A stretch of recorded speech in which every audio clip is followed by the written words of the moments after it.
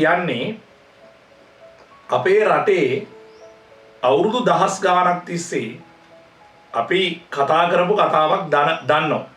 මේ කතාව කියන්න හදන්නේ ඒ කතාවල් වල සියලුම දේවල් වල එකතුවක් විදියට.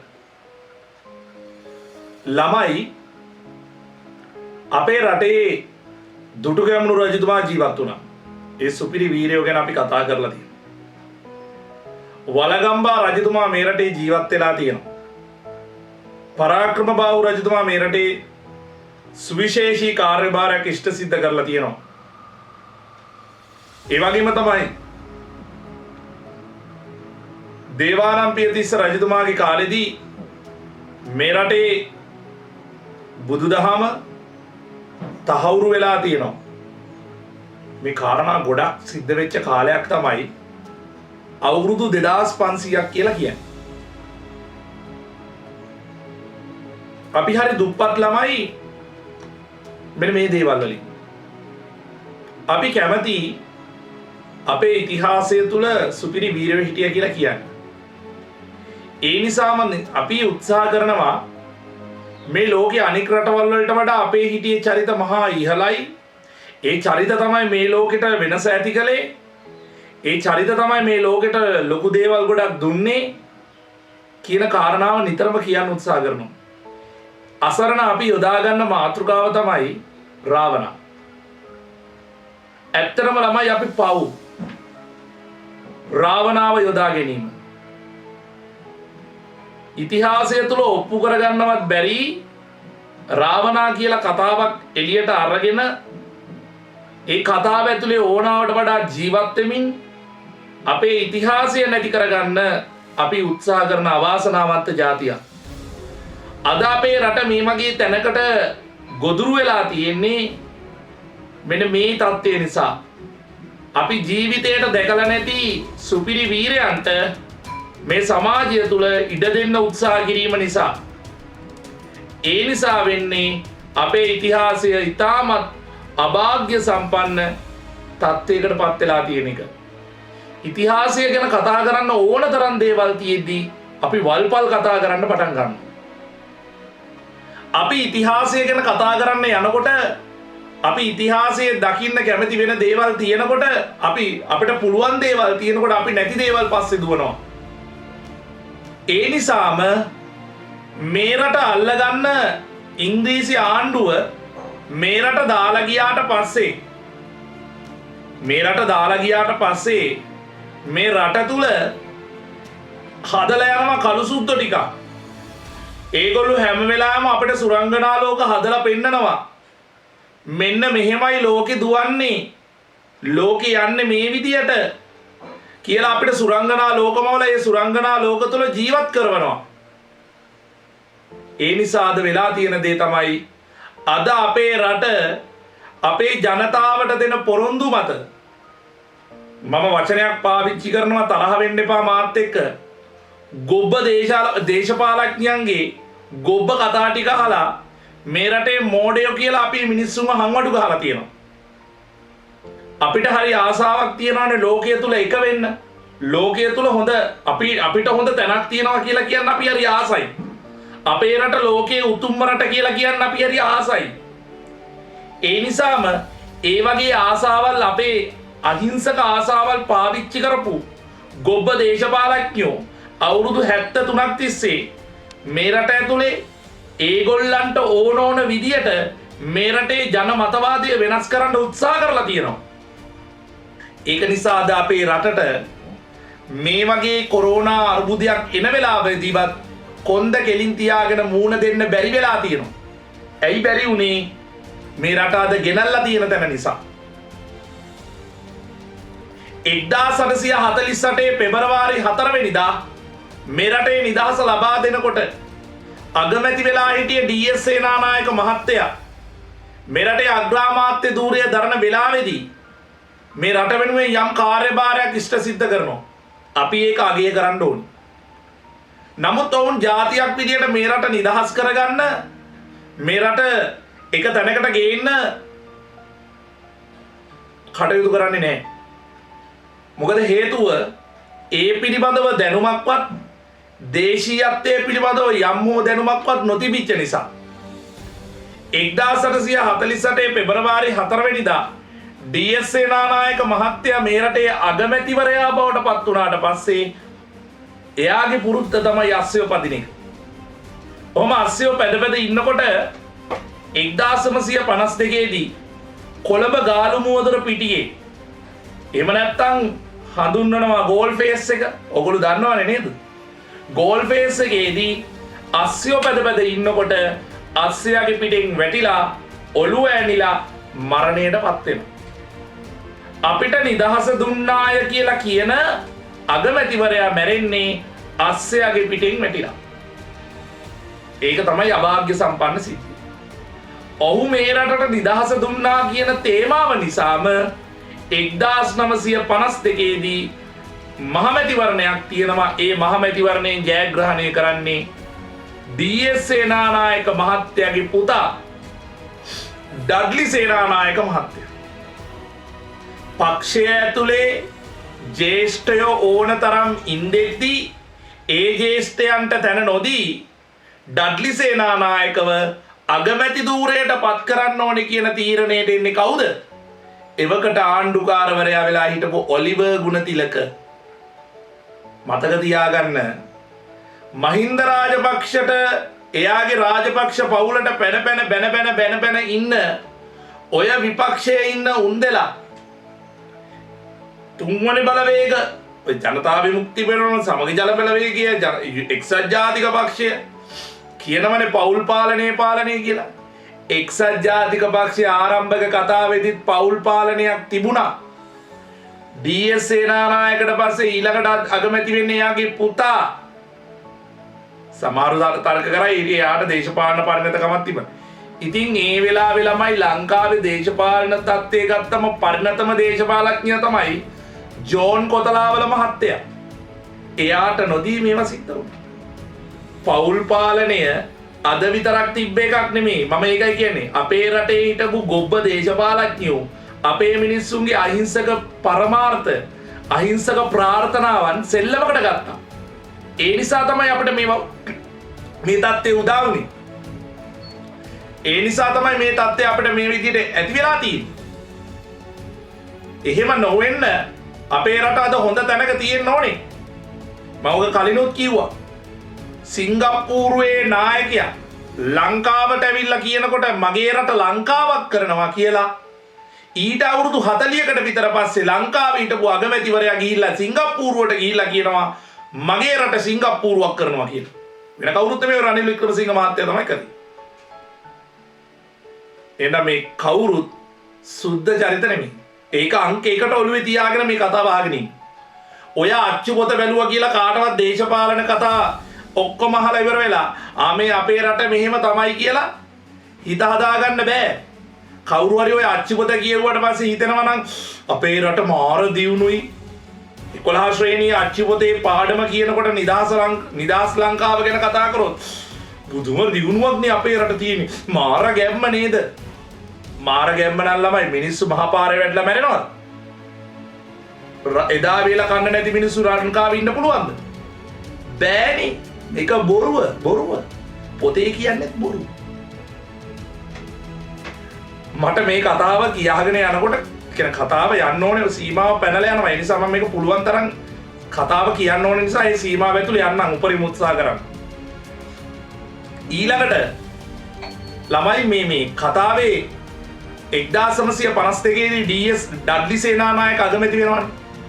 අගමැති වෙලා අවුරුද්දක් ගියාට පස්සේ ඩඩ්ලි සේනානායකට තනතුරින් ඉල්ලාස් වෙන්න වෙනවා. ඒකට හේතුව තමයි විපක්ෂයේ බලවේග බඩු මිල ඉහළ ගියා කියලා උද්ඝෝෂණ කරන්න ගත්තා. කඩසාප්පු වහලා දැම්මා. ඔෆිස් කාර්යාල වහලා දැම්මා. පාසල් වහලා දැම්මා. මිනිස්සුන්ට ඇඳිරි නීතිය දාගත්තා. මිනිස්සුන්ටම ඇඳිරි නීතිය දාගන්නවට කියන්නේ හර්තාල් කරනවා කියන්නේ. රට පුරාම හර්තාල්.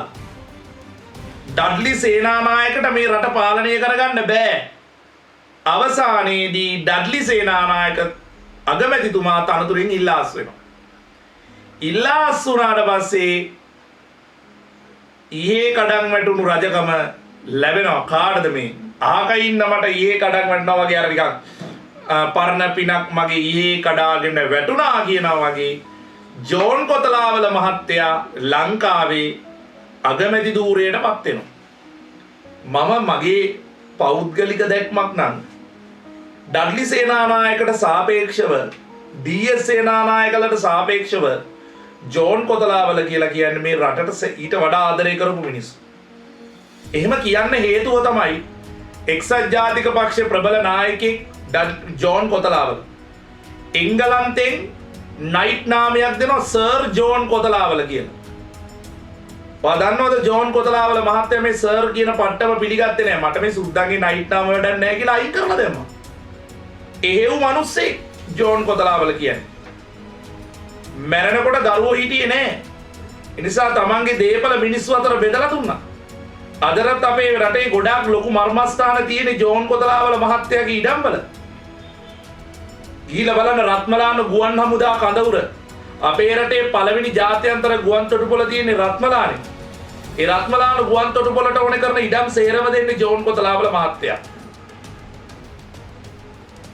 ඒක තමයි කතාව. ජෝන් කොතලාවල මහත්තයා තමයි ඒක දෙන්නේ. ඊට පස්සේ මේ කොහෙද ජෝන් කොතලාවල මහත්තයා මේ අපේ ආරක්ෂක විශ්වවිද්‍යාලයක් තියෙනවනේ.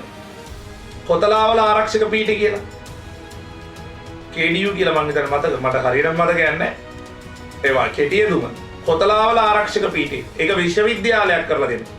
කොතලාවල මහත්තයා තමයි ඉඩම් සේරම ලබා දීලා තියෙන්නේ. රත්මලාන තියෙන කාර්මික ජනපද වලට ඕන කරන ඉඩම් සේරම දීලා තියෙනවා. අක්කර දහස් ගාණක්. සෙල්ලම් නැහැ. අක්කර දහස් ගාණක්. සෝ කැමැත්තෙන් මේවා පවර්ලා තියෙනවා. ඒ නිසා අපේ රටේ ඉතිහාසය තුල පහළ වෙච්ච ශ්‍රේෂ්ඨ මිනිස්සෙක් කියලා මම එතුමාව හඳුන්වනවා. නමුත් එතුමාගේ පාලන කාලය තුලදී ලංකාව ඇතුලේ තවත් දේශපාලන විපර්යාස වෙනවා. ආණ්ඩු පක්ෂයේ හිටපු SWRD බණ්ඩාරනායක මහත්තයා ආණ්ඩු පක්ෂයෙන් විපක්ෂයට ගිහිල්ලා ඉඳ ගන්නවා. පිහිටවනවා ශ්‍රී ලංකා නිදහස් පක්ෂය. ශ්‍රී ලංකා නිදහස් පක්ෂය පිහිටවලා ඉවර වෙලා ශ්‍රී ලංකා නිදහස් පක්ෂය ටික ජනතාව අතර ගෙනියනවා. නිකන් අර සිංහල ජාතිවාදී වගේ ලයින් එකක් පෙන්නගෙන යනවා. අපි සිංහලයා වෙනුවෙන් පෙනී හිටිනවා කියනවා වගේ නිකන් පොඩි කතාවක් කියාගෙන යනවා. මේ කතාව කියාගෙන යනකොට ලංකාවේ වෙන බලවේගයක් තිබුණා වාමාංශික බලවේග කියලා. ඒක තියෙනවා.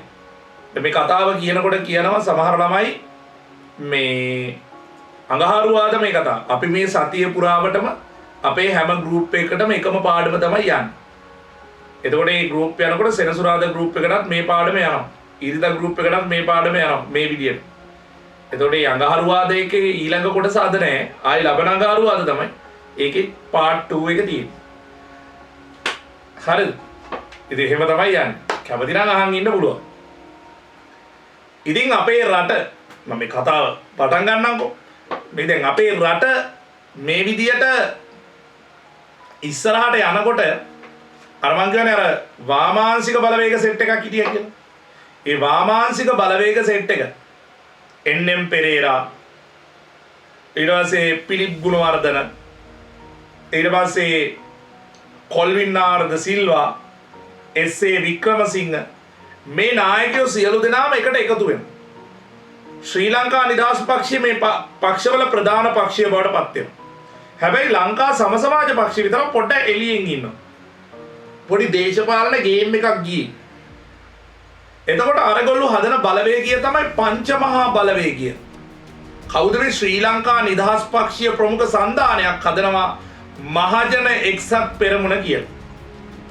මහජන එක්සත් පෙරමුණ ළමයි ඒ පිහිටවන දේශපාලන පක්ෂය. ඒ කියන්නේ මේ මහජන එක්සත් පෙරමුණ කියලා පිහිටවන දේශපාලන පක්ෂය දැන් හැමතැනම උද්ඝෝෂණය කරනවා සංඝ වෙද ගුරු ගොවි කම්කරු කියලා. පංචමහා බලවේග දේශීය නිෂ්පාදන ඉහළ නංවන දේශීය ජනතාවට තමන්ගේ භාෂාව කතා කරන්න ඉඩ ලැබෙන. මොකද මේ වෙනකොට ඉංග්‍රීසි භාෂාව තමයි රාජ්‍ය භාෂාව. එහෙම වෙන්නේ කොහොමද? මේක එහෙනම් නිදහස ලැබුණා නම් මොන කේල් මලකටද මේ රටේ ඉංග්‍රීසි භාෂාව රාජ්‍ය භාෂාව වුණේ. ඒ නිසා කීවුවා සිංහල භාෂාව රාජ්‍ය භාෂාව කරනවා කිය. ඒ අනුව තමයි ලංකාව ඇතුලේ මේ වගේ උද්ඝෝෂණ රැල්ලක් ආවේ. ළමයි ජෝන් කොතලාවල මහත්තයාට මේක පාලනය කරගන්න ලැබුණේ නෑ. ජෝන් කොතලාවල මහත්තයාට මේක පාලනය කරගන්න ලැබුණේ නැති නිසා ජෝන් කොතලාවල මහත්තයා 1957 දී එන්න තිබ්බ මහමැතිවරණය. මොකද මේ 1900 අවුරුදු 5කට සැරයක් තමයි මැතිවරණය තියන්නේ. 52 මැතිවරණය තිබ්බට පස්සේ ආයි 57 තියන්න ඕනේ. හැබැයි අවුරුද්දකට කලින් මහමැතිවරණය තියෙනවා. ජනතාවගේ උද්ඝෝෂණ නිසා මහමැතිවරණයක් එනවා. මේ මහමැතිවරණයෙන් ශ්‍රී ලංකා නිදහස් පක්ෂීය ප්‍රමුඛ මහජන එක්සත් පෙරමුණ ජයග්‍රහණය කරනවා. මහජන එක්සත් පෙරමුණ ජයග්‍රහණය කරලා ඊළඟට මේ ඊළඟ පක්ෂය තමයි මේ විපක්ෂය බවට පත් වෙන්නේ ලංකා සම සමාජ පක්ෂය එන්.එම්. පෙරේරා. ඒ වගේම තුන්වෙනි බලවේගීය බවට පත් වෙනවා කවුද? ඒ තමයි එක්සත් ජාතික පක්ෂය. ලංකාවේ අංක 1 දේශපාලන පක්ෂය තුන්වෙනි බලවේගීය බවට පත් වෙනවා. එතකොට ලංකාවේ දේශපාලනය තුල ශ්‍රී ලංකා නිදහස් පක්ෂය පළවෙනි වතාවට එක්සත් ජාතික පක්ෂය පරාජය කරලා ලංකාවේ ආණ්ඩු බලය ලබා ගන්න. ළමයි ඔයගොල්ලෝ දන්නවද? අවුරුදු 4ක් ගිය තැන SWRD බණ්ඩාරනායක මහත්තයාව ඝාතනය කරනවා බෞද්ධ භික්ෂුවක් විසින්. සිව් චීවරධාරියෙක් නෙමෙයි කෙලින්ම බෞද්ධ භික්ෂුවක්. මේ බණ්ඩාරනායක මහත්තයාව ඝාතනය කරන්න හේතුව විදියට කියන්නේ මොකද්ද? හේතුව තමයි අපි කියන දේවල් බණ්ඩාරනායක කරන්නේ නැහැ. ඒ නිසා බණ්ඩාරනායකට ජීවත් වෙන්න අයිතියක් නැහැ කියලා තමයි ඝාතනය කරන්නේ. කෙලිම තුවක්කුව සිවුරේ ASCII හංගන් ඇවිල්ලා කෙලිම වෙඩි තියෙනවා. බණ්ඩාරනායක මහත්තයාගේ ළඟම හිතවත් ස්වාමින් වහන්සේ කෙනෙක්. අවසානයේ තුන් මේ ඒ හාමුදුරුවන්වත් මේ එල්ලා මරලා තියෙනවා. ඉතින් ඒක ඒ මොකද නඩු තීන්දුවකින් ඒක තහවුරුයි. ඊට පස්සේ මේ తాවකාලික දැන් අගමැති මැරුණානේ. ඊළඟට ഈ తాවකාලික ආණ්ඩුවක අගමැති කෙනෙක් පත් වෙනවා. එතුමාගේ නම තමයි විජයානන්ද දානායක. බනිස් මාමා කියලා තමයි ප්‍රකට වුණේ. මොකද ලංකාවේ ළමයින්ට නොමිලේ බනිස් දුන්නා. විජයානන්ද දානායක මහත්තයා මාස 3ක වගේ කාලයක් අගමැති වෙලා ඉඳලා මහමැතිවරණයක් ඇදවුණා. මහමැතිවරණය ළමයි 1960 තියන්නේ 1960 අවුරුද්ද ලංකාවේ රෙකෝඩ් එකක් තිබ්බා මැති අවුරුද්දක්. ලංකා ඉතිහාසයේ තවමත් ඒ රෙකෝඩ් එක කැඩලා නැහැ.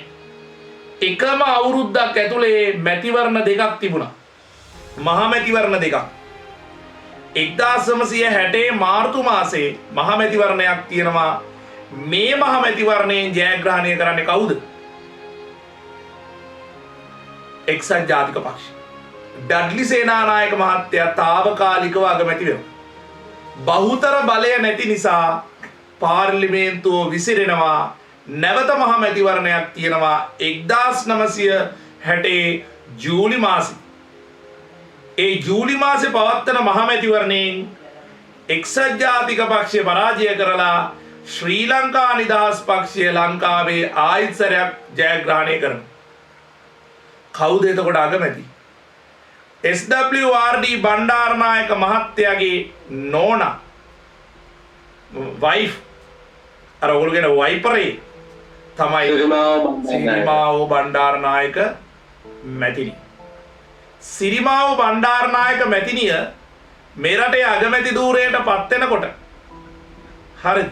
සිරිමාවෝ බණ්ඩාරනායක මැතිණිය මේ රටේ අගමැති ධූරයට පත් වෙනකොට ඊළඟ කාරණාව තමයි මේ පෞල් පාලනයට තවත් උදාහරණයක්. පෞල් පාලනය DS සේනානායකලාගේ විතරද? රාජපක්ෂලාගේ විතරද? නෑ. බණ්ඩාරනායකලාගේ පෞල් පාලනය තිබුණා. ඒ අනිත් රටේ අනිත් මිනිස්සු දේශපාලඥයෝ වෙන්න බැරිද? ඒ අපේ රටේ අනිත් මිනිස්සුන්ට අගමැතිවරු වෙන්න බැරිද? නෑ ළමයි. පැලැන්තිය ආරක්ෂා කර මම කියන්නේ අපේ රටේ ඉන්න ජනතාවගේ අහිංසක සිතුම් පැතුම් මංකොල්ල කන ගොබ්බ දේශපාලඥයෝ තමයි මේව විනාශ කරන්නේ. අවස්ථාවාදී දේශපාලඥයෝ. මම ඒක පැහැදිලිව කියන්නේ. නැත්තම් උන්ට පෞල් පාලනය ගන්න බෑනේ. එහෙනම් වෙන රටවල් සමහර රටවල් තියෙනවා පරම්පරාවේ දේශපාලනය කරාට ඒ පරම්පරාවේ ඉන්න ඔක්කොම අගමැතිවරුන් ජනාධිපතිවරු වෙලා නැහැ. ඒක මතක තියාගන්න. එහෙනම් මේ ආණ්ඩුවට විතරක් ඕක බයින්න එපා. මොකද ඉතිහාසයේ පුරාම අපිව රවට්ටලා තියෙන්නේ. ඔයාලගේ ආච්චිලා සීයලවත් රැවට්ටුවා. ඔයාලගේ අම්මලා තාත්තලාවත් රැවට්ටුවා. දැන් මෙහි අපිවත් රවට්ටනවා කියන එක මතක තියාගන්න. ඔළුව කල්පනා කරන්න. මේ කතාව තව චුට්ටක් පස්සට අරන් යන්න. දැන් බණ්ඩාරනායක මැතිනිය ලෝකයේ පළවෙනි වතාවට අගමැති ධූරයටපත් වෙනවා. අනේ ෂා මරුනේ හොඳයිනේ. ඔව් හොඳයි. ප්‍රශ්නයක් නැහැ. එතකොට සිරිමාව් බණ්ඩාරනායක මැතිනිය මේ රටේ අගමැති ධූරයටපත් වෙනකොට ඊළඟට ආපහු අවුරුදු 5ක් යනකොට තවත් මැතිවරණයක් ගියේ. 1965. වදන්න දේ මැතිවරණය කවුද ජයග්‍රහණය කරන්නේ කියලා? එක්සත් ජාතික පක්ෂය. ඩඩ්ලි සේනානායක මහත්තයා තමයි අගමැති ධූරයටපත් වෙන්නේ. දැන් පේනවද?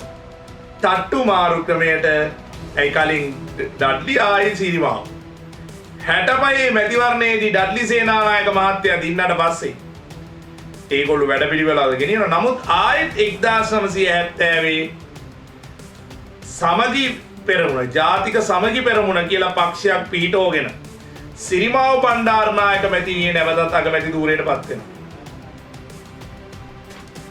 ළමයි කවුද රැවටුනේ? කවුද හොඳටම කරලා තියෙන්නේ? අපි තමයි හොඳටම කරලා තියෙන්නේ. අපි ඔක්කොම හොඳටම කරලා මේ පේනවනේ වෙලා තියෙන දේවල්. ඉතිහාසය බලනකොට තට්ටු මාරු දේශපාලනයේ තිබුණේ. විපක්ෂය ආණ්ඩු පක්ෂය ආයි මාරුවෙන් මාරුවට එනවා. එකම කට්ටිය. දැන් මේ රටට හොඳක් වෙලා තියෙනවා. මොන පිස්සු? 1970 ඉඳලා 77 දක්වා අවුරුදු 7ක් යනකම් මේ රටේ මැතිවරණ තිබ්බේ නැහැ. ඔයා දන්නවද? මේ මැතිවරණ පැවති කාලසී මේ 70 77 කාලෙදී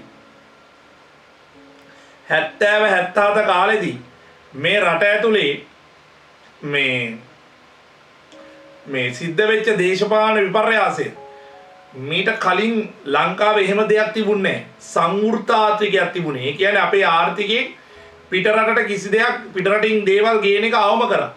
පෙට්‍රල් ටික විතරයි ගෙනාවේ. ඊතුරු සේරම මේ රට ඇතුලේ නිෂ්පාදනය කළා. ඒ කියන්නේ නිෂ්පාදන ආර්ථිකයක් නිර්මාණය කරා. ඒක මිනිස්සුන්ට ටිකක් දරා ගන්න අමාරු වුණා. පරිප්පු වල ඉඳලා මේ රටට හැමදේම මේ ගෙනාවා. එතකොට මේ ගේන එක නැවැත්තුවා. කලින් දැන් නම් ගේනවනේ. දැන් ඉතින් පරිප්පු ඇටයක්වත් මේ රටේ හදන්නේ නැහැ. ඒක තමයි සිද්ධ වුනේ. ඊට පස්සේ ඔහොම පොඩක් ඉන්න.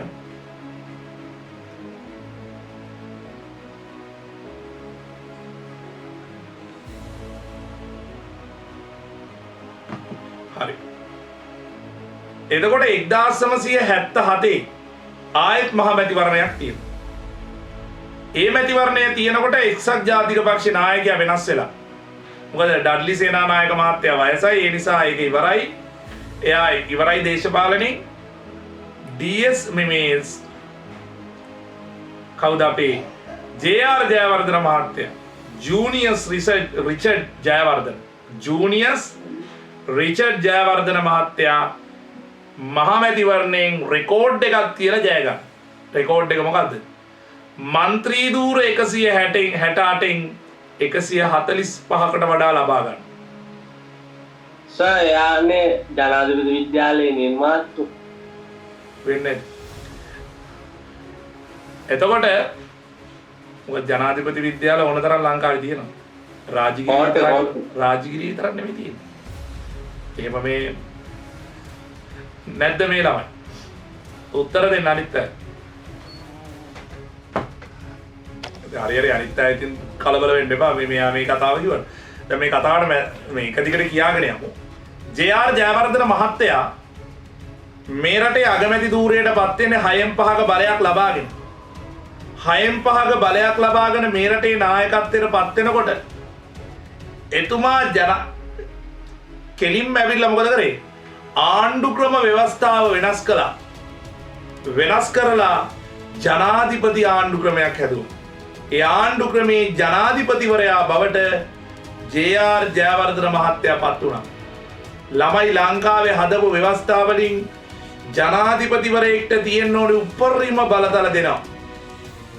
ජේ.ආර්. ජයවර්ධන මහත්තයා මේකට කියනවා මේක කරන්න බැරි ගෑණියෙක් පිරිමියෙක් කරන එකයි පිරිමියෙක් ගෑණියෙක් කරන එකයි විතරයි කරන්න බැරි කිසිම දෙයක් නැහැ. දැන් එකක් පුළුවන් මම හිතන්නේ. ව්‍යවස්ථාපිත රජෙක් හදන්නේ ආණ්ඩු ක්‍රම ව්‍යවස්ථාවෙන්ම පිළිගන්නවා මෙයාට මහා බලතලයක් තියෙනවා කියලා. ළමයි ජනාධිපති කියන්නේ ඕන තරම් ඕන විදියක් දෙයක් කරන්න පුළුවන් කෙනෙක්. පාර්ලිමේන්තුවට മന്ത്രിවරු සංඛ්‍යාව වැඩි කරලා හැබැයි ඒකට තියෙන බලය යම් ප්‍රමාණයකින් සීමා කරලා දුර්වල කරා. ළමයි ඒ විදියට ජේ.ආර්. ජයවර්ධන මහත්තයා මේ රටේ ආණ්ඩුක්‍රම ව්‍යවස්ථාව වෙනස් කරලා ඒ කරපු දෙයට පස්සේ එතුමා විසින් නොකළ යුතු ගොඩක් දේවල් කරලා තියෙනවා. සහ එතුමාගේ කාලෙදී අනිත් කිසිදු දේශපාලන නායකයෙක්ට මුහුණ දෙන්න බැරි තරමේ අභියෝග වලට මුහුණ දීලා තියෙනවා.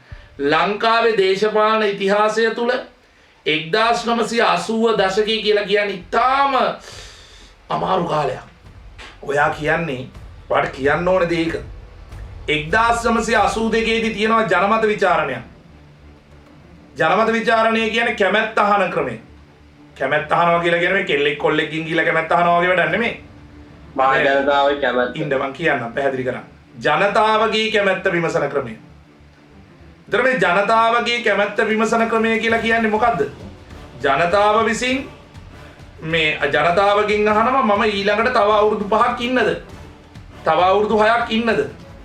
ළමයි 1982 මේ පැවති මහමැති මේ ජනමත විචාරණය ඉතා දූෂිතයි කියලා මහමැතිවරණේ මේක දූෂිතයි කියලා සඳහන් කරනවා. ඒවකට හිටපු මැතිවරණ කොමසාරිස් පව. අපි කියන ඒවා නෙමෙයි. මේවා ඉතින් බොරු නම් ඔයාට හොයන්න පුළුවන් ලංකාවේ ලේඛන ආරක්ෂක දෙපාර්තමේන්තුව තියෙනවා. ඒ වාර්තාවන් තියෙනවා. කියවලා බලන්න මොනවද මැතිවරණ කොමිසමේ ප්‍රකාශන කියලා. ඊට පස්සේ 1983 දී ලංකාව තුල නොබිය යුතු දෙයක් වෙනවා. ඒ තමයි කළු ජූලිය කියන එක. අහලා ඇති කළු ජූලිය කියලා වචනයක්. මේ සිද්ධියේදී වෙන්නේ මොකද්ද? මේ රටේ දුප්පත් අහිංසක දෙමළ ජනතාව අමු අමුවේ ඝාතනය කරන මට්ටමකටපත් වෙනවා. දහස් ගාණක් දෙමළ මිනිස්සු මරනවා. මරන්නේ ඇයි කියන එක පොඩ්ඩක් හොයලා බලන්න. ජේ.ආර්. ජයවර්ධන මහත්තයා දැනගෙන හිටියා එයා මේ කරන දේවල් එක්ක මේ ඊළඟට දේශපාලනය කරන්න බෑ. මිනිස්සුන්ව කන්ට්‍රෝල් කරන්න බෑ. මිනිස්සුන්ගේ එළුවල ජාතිවාදය තියෙන්න ඕනේ. ජාතිවාදය වපුරන්න ඕනේ කියන තැනට ජේ.ආර්. ජයවර්ධන මහත්තයා ආවා. 1983 දී යාපනයට ගිය හමුදා සෙබළු 15 දෙනෙක් LTT එකේ ප්‍රභාකරන්ගේ අතින් ඝාතනය වෙනවා. බෝම්බ දාලා මරනවා. දකුණේ ජන සමාජය සිංහල ජනතාවට ගේනවා මතයක්. ඔය ආණ්ඩුවෙන් තමයි මේ මතය ගේන්නේ. මතක තියාගන්න. මේවා මේ බොරු නම් මේවා අහලා බලන්න. ගේන මතය තමයි අන්න සිංහල මිනිස්සුන්ට සිංහල කොල්ලොන්ව යාපනයේදී මරනවා කියලා දකුණේදී දකුණේ මිනිස්සුන් ඇවිස්සුවා. ඒකේ වෙච්ච හරි අහිංසක කියන්නේ අපිට කියන්න තියෙන වචනයකොත් අසාධාරණම දේ තමයි කොළඹ ඇතුළු දකුණේ හිටපු දෙමළ ජනතාව ජීවිත වලින් වන්දි ගෙවනවා. මේ වැඩවලට යොදාගන්නේ කවුද? මේවා මේ ප්‍රසිද්ධ කාරණා. මේවා මේ බොරු නම් හොයලා බලන්න පුළුවන්. ඔය හිරේ හිටපු චණ්ඩි හිටියා නම් වලින්ම කිව්වොත් ගෝණවල සුනිල් සොත්ති උපාලි කියලා චණ්ඩි දෙන්න. උන් දෙන්නව එළියට දාලා උන්ට සාම වෙනසුරු පට්ටම් දීලා උන් දෙන්නව දැම්මා අර කළු ජූලිය ඇති කරා. කොළඹ නගරය ඇතුලේ අහිංසක දෙමළ මිනිස්සුන්ව හෙට්ටි වීදිය කොළඹ හෙට්ටි වීදිය කියලා කියන රත්තරන් බිස්නස් කරන දැන්. එතන දෙමළ ජනතාවනේ ඉන්නේ. ඒ දෙමළ මිනිස්සුන්ව පණ පිටින් ඇදන් ඇවිල්ලා පණ පිටින් ඉන්දෙද්දි පෙට්‍රල් වක් කරලා ගිනි තියලා මැරුවා. කඩවල වල ඉන්න මිනිස්සුන්ට මන්නෙන් කොටලා මැරුවා. අපේ රටේ මිනිස්සුන්ගේ වෛද්‍යවරු හිටියා. මේ වෛද්‍යවරුන්ව ඝාතනය කරා. මේ මහපාරේ මේ කොළඹ නගරය ඇතුලේ මිනිස්සුන්ව අමුම මේ මරණ දැම්මා. ආණ්ඩුව කටවාගෙන හිටියා. ඒකෙන් අපේ රටේ කීර්ති නාමයට බරපතල හානියක් සිද්ධ වුණා. ඊට පස්සේ 1983 කළු ජූලියෙන් පස්සේ වෙච්ච නරකම දේ තමයි LTT සංවිධානය මේ රටේ ප්‍රබල වෙනවා. LTT සංවිධානය ප්‍රබල වෙනකොට මේක නැති කරන්න මේ ජේ.ආර්. ජයවර්ධන මහත්තයා ඩෙන්සිල් කොබ්බෑ කඩුව විජය විමලරත්න රංජන් විජේරත්න ඇතුළු හමුදා කණ්ඩායම් යොදවලා ප්‍රභාකරන්ව අල්ලන්න යාපනයේ වැල්වැටිතුරේ කොටු කළා 1987 ඒ වෙලාවේදී ඉන්දියාවෙන් ප්ලේන් වලින් ඇවිල්ලා පරිප්පුයි තුවක්කුයි ඔක්කොම දැම්මා ප්‍රභාකරන්ගේ කට්ටියට. ප්‍රභාකරන්ව අල්ලන්න යනකොට ප්‍රභාකරන්ට පරිප්පු දාලා මේ ආයුධ දාලා ප්‍රභාකරන්ගේ යුද්ධේ නවත්තන්න බල කරා. ඉන්දියාවේ අගමැති වෙලා හිටියේ රජීව් ගාන්ධි. ඔහු විසින් හමුදාව එව්වා අපේ රටේ යුද්ධ නවත්තන්න. බලහත්කාරයෙන් හමුදාව අපිට ඒ වෙලාවේ කරන්න දෙයක් නැහැ. ඒ වෙලාවේදී ජේ.ආර්. ජයවර්ධන මහත්තයා කපටි වෙලා මේ වෙලාවේ ගිවිසුමක් ගත්තා. 1987 දී ඉන්දු ලංකා ගිවිසුම කියලා ගිවිසුමක් අත්සන් කරා. 17 වෙනි ව්‍යවස්ථා සංශෝධනය 13 වන සමා වෙන්න 13 වන ව්‍යවස්ථා සංශෝධනය ගෙනල්ලා මේ ව්‍යවස්ථා සංශෝධනය මගින් පළාත් සභා ක්‍රමයක් හැදුවා. හදලා දෙමළ ජනතාවට ස්ථීර විසඳුමක් දීමේ බලාපොරොත්තුවෙන් තමයි මේක කළේ. උතුර සහ නැගෙනහිර කියන පළාත් දෙක එකට එකතු කරලා තනි පළාතක් හදලා ඒකට වෙනම ආණ්ඩුකාරවරයෙක් පත් කරා. වර්ධරාජා පෙරුමාල්. මේ යකා මොකද දන්නවද? මම තරහ වෙන්න බෑ මේ වචන පාවිච්චි කරන මේ යකා මොකද කරේ? වෙනම රාජ්‍ය ප්‍රකාශයට පත් කළා. ඔව් කිව්වා උතුරු නැගෙනහිර කියන්නේ දැන් වෙනම රාජ්‍යයක්. තමිල් ඊලාම් කියලා වෙනම රාජ්‍යයක් කරා. ආණ්ඩුවේ මොකද කරේ? අල්ලලා හිරිය දාලා. එයාව අහෝසි කරා. දැන් වර්ධරාජා පෙරුමාල් කොහෙද ඉන්නේ කියලා ඔයගොල්ලෝ දන්නවද? ගෝඨාභය රාජපක්ෂ මහත්තයාගේ ආණ්ඩුවේ. අර රංජන් රාමනායක කිව්ව කතාව ඇත්ත තමයි. මුන් සේරම යාළුවෝ මල්ලි. මුන් ඔක්කොම යාළුවෝ. මුන් ඔක්කොම කරලා තියෙන එක තමයි. එතකොට මේ දැන් කවුරු හරි ප්‍රශ්න කරයි. දැන් එතකොට මේකද ඉතිහාසය කියලා. දැන් මේවා ළමයිට උගන්වනවද කියලා සමහර ප්‍රශ්න.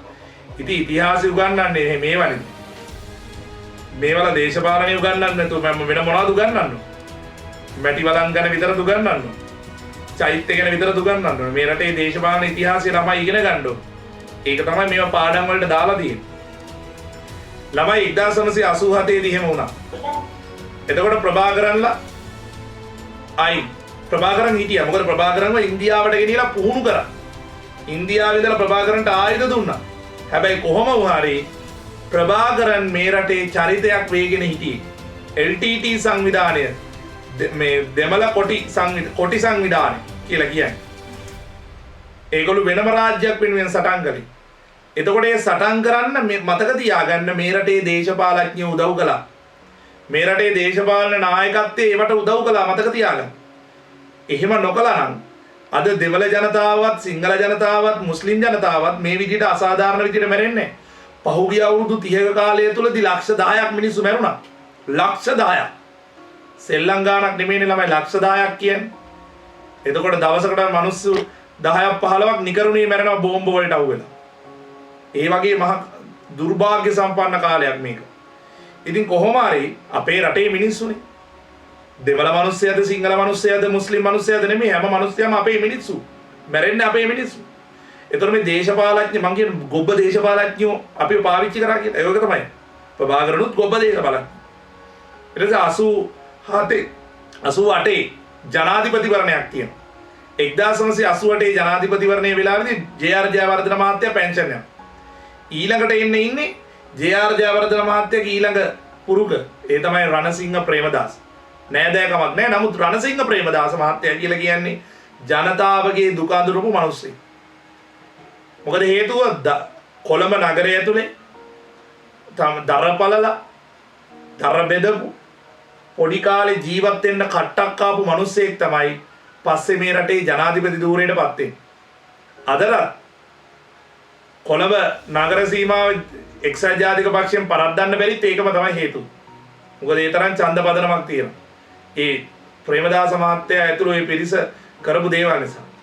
මොකද අදටත් කොළඹ නගරය ඇතුළේ තියෙන විශාල මහල් නිවාස ප්‍රමාණයක් ප්‍රේමදාස යුගයේදී නිර්මාණය කරපු දේවල්. අපි ඒවා අගය කරන්න ඕනේ.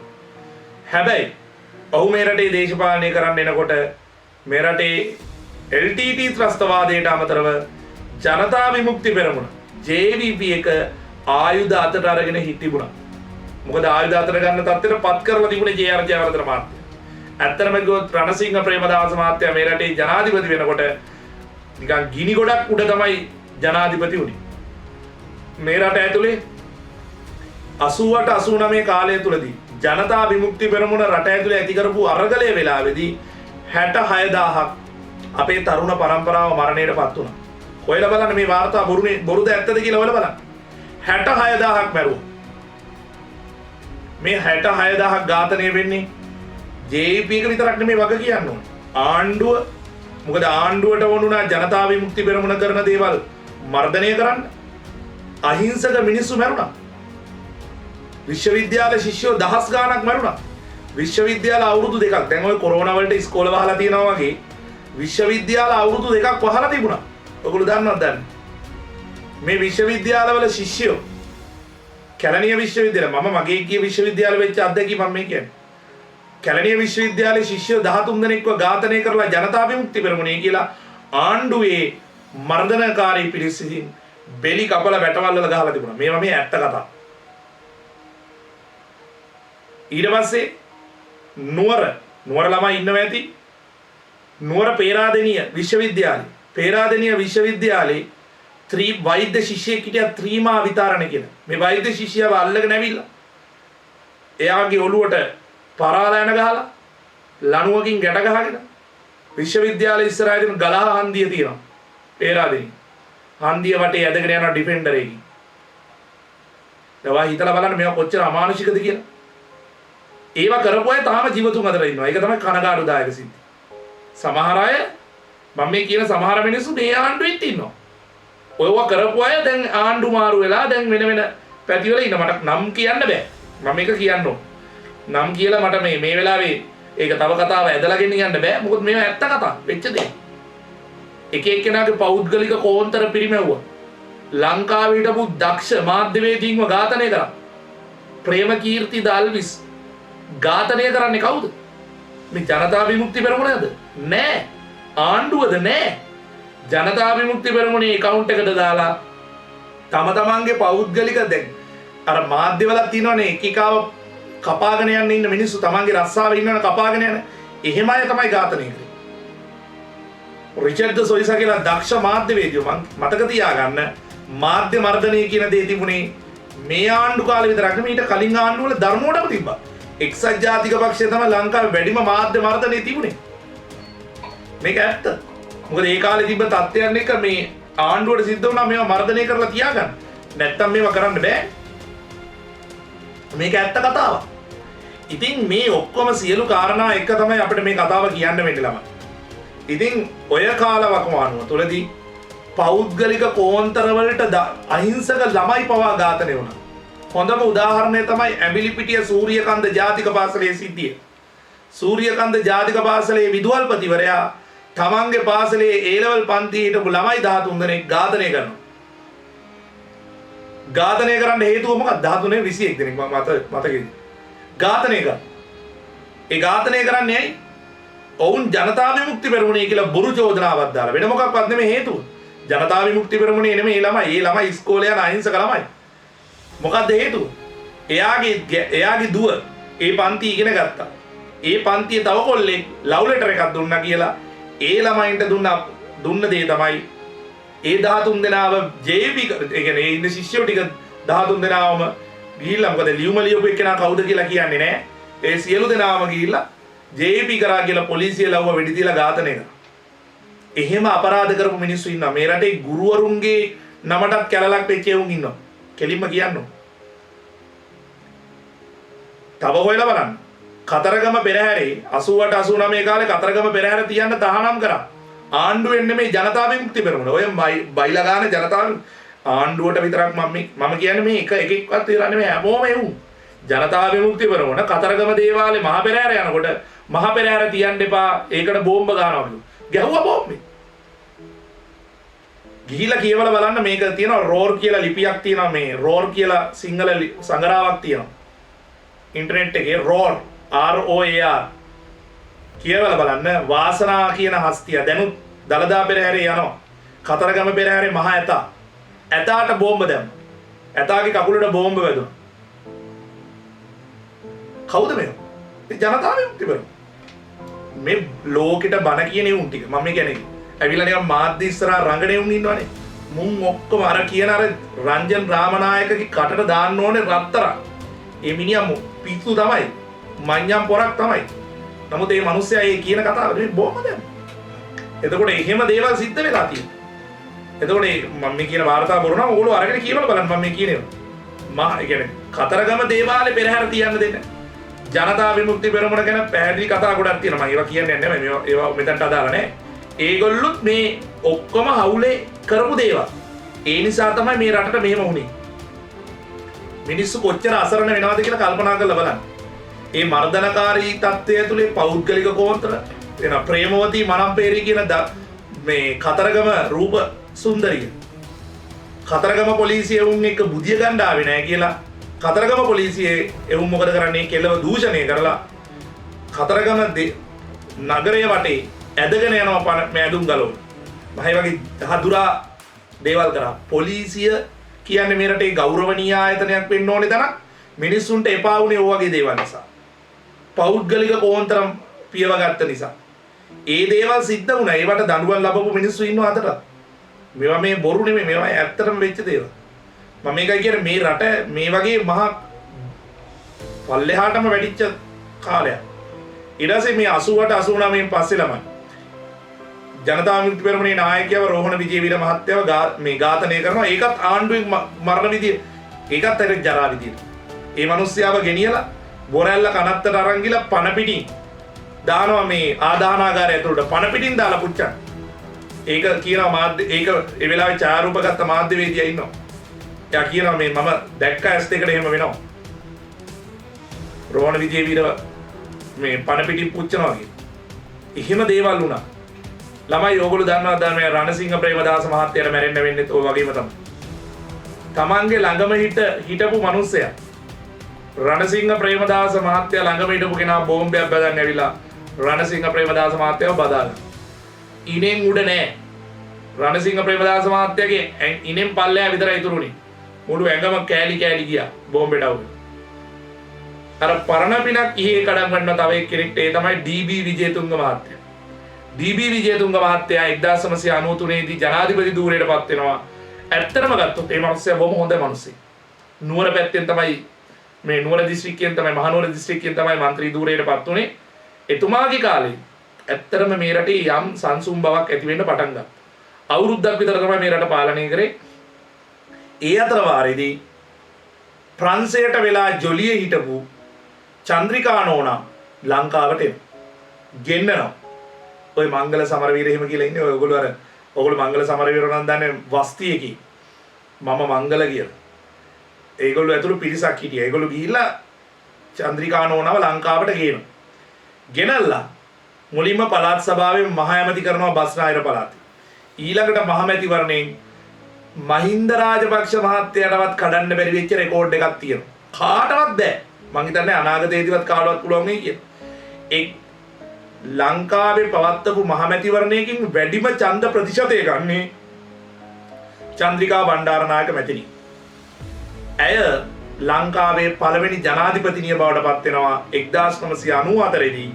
ඇයට 1994 දී ජනාධිපති වෙනකොට 62%ක ඡන්ද ප්‍රතිශතයක් ලැබෙනවා. 62%. ඇය තමයි ලංකාව වැඩිම කාලයක් ජනාධිපති ධූරය දරපු තැනැත්තිය. ඒක කාටවත් කඩන්න බෑ. අනාගතයේදී කාටවත් ව්‍යවස්ථාව වෙනස් කරොත් මිසක නැත්තම් කඩන්න බෑ. ඊට පස්සේ 1999 දී චන්ද්‍රිකා ජනාධිපතිතුමියට බෝම්බයක් වදිනවා කොළඹ මේ ටවුන් හෝල් එකේ. ඇගේ ඇහැ එළියට එනවා. ඒ වෙලාවේදී ආපහු ඒ ඔපරේෂන් කරලා ආපහු ඇහැ හරි ගස්සනවා. ලංකාවේ ව්‍යවස්ථාව අනුව මොන හරි ආබාධ ශාරීරික ආබාධයක් තියෙන කෙනෙක්ට ජනාධිපති ධූරය දරන්න බෑ තහනම්. නමුත් ඇය මේ වෙලාවේදී බෝම්බයකට අහු වුණේ මේ රට වෙනුවෙන්නේ. රටේ ජනාධිපති විදියට ඉන්නකොට. ඒ නිසා ඇයව එහෙම ජනාධිපතිකමෙන් අයින් කරේ නෑ. ඇයට ඉතින් ඡන්ද ප්‍රතිශතයක් ලැබිලා ජයග්‍රහණය කරා. 2002 අවුරුද්දේදී මහමැතිවරණයකින් නැවතත් එක්සත් ජාතික පක්ෂය බලයටපත් වෙනවා. රනිල් වික්‍රමසිංහ මහත්තයා අගමැති වෙනවා. හැබැයි අවුරුදු 2යි. ඒ කාලේදී LTT ත්‍රස්තවාදය තව ටිකක් බලවත් වුණා. 2004 වෙනකොට මහින්ද රාජපක්ෂ මහත්තයා මේ රටේ නැවත වාරයක් මේ ජනාධිපති ධූරයට පත් වෙනවා. මහින්ද රාජපක්ෂ මහත්තයා අගමැති ධූරයට පත් වෙනවා. එතකොට අපේ රටේ මෙන්න මේ වගේ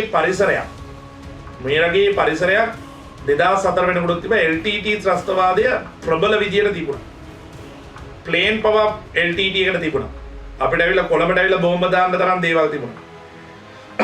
2005 දී මේ රටේ ජනාධිපති ධූරයට මහින්ද රාජපක්ෂ මහත්තයා පත් වෙනවා. කවුරු මොන බයිලා ගැහුවත් මහින්ද රාජපක්ෂ මහත්තයාගේ යුගයේදී තමයි LTT ත්‍රස්තවාදය අවසන් වුණේ. ඒකට සරත් පොන්සේකා, ගෝඨාභය රාජපක්ෂ ඇතුළු සියලුම දෙනා එකතු වෙලා තමයි මේ යුද්ධය ඉවර කරේ. අපි ඒකට ගෞරවය දෙනවා.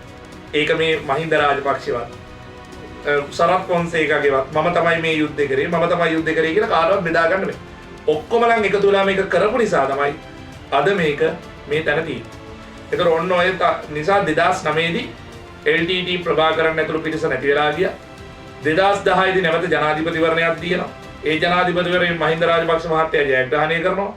ඊට පස්සේ 2015 වෙනකොට ව්‍යවස්ථාව වෙනස් කරගෙන ආපහු ජනාධිපතිවරණයක් ගියනවා.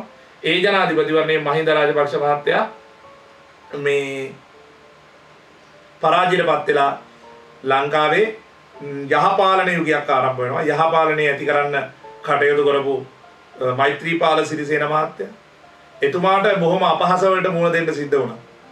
ඒක නොවිය යුතු දෙයක්. ඔහුගේ පාලන කාලයේ දුර්වලකම් තිබුණා. අපි ඒක පිළිගන්නවා. නමුත් ජනාධිපතිවරයෙක් විදිහට එච්චර අපහාස කරන්න හේතුව තමයි ඔහු පොඩි තැනින් ආපු ඉන්න. රණසිංහ ප්‍රේමදාස මහත්තයාට උනේ ඕකම තමයි. මෛත්‍රීපාල සිරිසේන මහත්තයාට උනේ ඒකමයි. අවසානයේදී ඔහුගේ පාලන කාලය අවසන්. මොකද අවසන් වෙනකොට ඊළඟට නැවත වාරයක් ඕගොල්ලෝ දන්න කෙනා අපි තමයි හොඳටම කරපු කෙනා ඇවිල්ලා තියෙන්නේ. තාම ඉන්නවා. අපි ඊගෙන තාම අනාවැකි කියන්න ඕනේ නැහැ. ගෝඨාභය රාජපක්ෂ මහත්තයා කළ යුතු දේ කරයි. අපි බලාගෙන ඉමු. දැන් අපිට උද්ඝෝෂණ කරලා මේවා විසඳන්න පුළුවන් කාලයක් නෙමෙයි. මොකද අපි දැන් ජීවිත ආරක්ෂා කරගන්න ඕනේ කාලයක්. ඉතින් මේ වගේ තැනක අපේ රට තියෙනවා. නිකපට කල්පනා කරලා බලන්න. අපි කොච්චර හරි අවාසනාවන්ත ජාතියක්ද කියලා. අපි හරි බලාපොරොත්තු පොඩි බැඳගෙන මේවා කරන්න යනකොට කොහෙන්ද මන් දන්නේ අපි හිර වෙලා විනාශ වෙලා යන කතන්දරයක් තියෙන්නේ. මේක මහා මේ අජූතයි කියලා තමයි කුජීතයි අජූතයි කියලා තමයි කියන්නේ. මේවා මේ රුණේ මොන පදනමකින්ද කියන කාරණාව අපි දන්නේ. නමුත් මේවා වුණා. මේක තමයි අද අපිට කතාව ඉවර කරන්න තියෙන තැන. ඉතින් මේ කතාව අහන් ඉඳලා පැයක විතර කතාවක් තිබුණේ. මේ කතාව අහන් ඉඳලා ඔයාලට දැනෙන්න දෙයක් කියන්න උවමනා වුණා. මේ රටට සිද්ධ වුණේ මොකද්ද කියන්නේ.